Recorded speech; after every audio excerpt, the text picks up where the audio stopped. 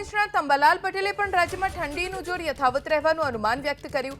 અંબાલાલ પટેલના અનુમાન મુજબ ઉત્તર ગુજરાતના જિલ્લાઓમાં લઘુત્તમ તાપમાનનો પારો 9 ડિગ્રી જ્યારે કચ્છના ભાગોમાં 10 ડિગ્રી તાપમાન રહી શકે છે। આ તરફ સૌરાષ્ટ્રના શહેરોનું લઘુત્તમ તાપમાન 10 થી 15 ડિગ્રી રહી શકે છે। આ સિવાય ડિસેમ્બરના ત્રીજા સપ્તાહમાં બંગાળની ખાડીમાં એક સિસ્ટમ બનવાની શક્યતા છે। આ સિસ્ટમના લીધે છેલ્લા સપ્તાહમાં મજબૂત પશ્ચિમ વિક્ષેપ આવવાની શક્યતા છે। આ સિસ્ટમથી 23 ડિસેમ્બર બાદ કાતિલ ઠંડી પડી શકે છે। બર્ફીલા પવનો ફૂંકાવાના લીધે કાતિલ ઠંડી પડશે। 16 અને 22 તારીખ દરમિયાન અનેક ભાગોમાં વાદળો આવવાની શક્યતા છે। દક્ષિણ ગુજરાતના ભાગોમાં છૂટોછવાયો વરસાદ પણ વરસી શકે છે। ઉત્તર ગુજરાતના ભાગમાં ન્યૂનતમ તાપમાન હજુ 9 ડિગ્રી સેલ્સિયસ જેવું કોઈ ભાગમાં થઈ જવાની શક્યતા રહેશે। 10 ડિગ્રીથી નીચું રહેવાની શક્યતા રહેશે। પંચમહાલના ભાગોમાં પણ ન્યૂનતમ તાપમાન 10 ડિગ્રી સેલ્સિયસથી નીચું રહેવાની શક્યતા રહેશે।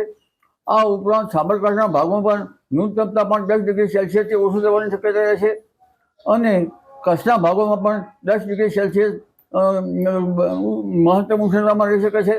આ ઉપરાંત જૂનાગઢના ભાગોમાં પણ 14 ડિગ્રી સેલ્સિયસથી નીચું રહેવાની શક્યતા રહેશે।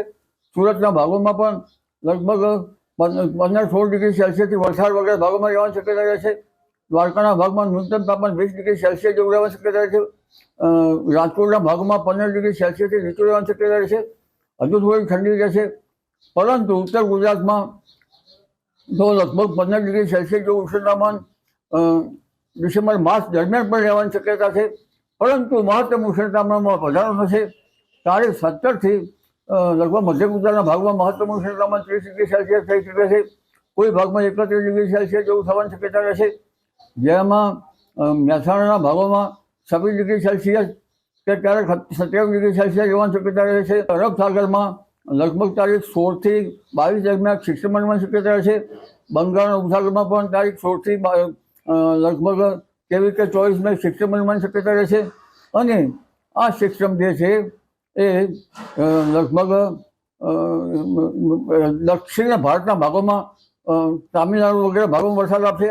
પરંતુ ડિસેમ્બરના લગભગ અંતમાં ત્રીજા સપ્તાહમાં એક બંગાળ ઉપસાગરમાં સિસ્ટમ બનવાની શક્યતા રહેશે અને આ સિસ્ટમના કારણે લગભગ દક્ષિણ પૂર્વીય ભાગોમાં વરસાદ થશે। કોઈ ભાગોમાં ભારે વરસાદ થવાની શક્યતા રહેશે।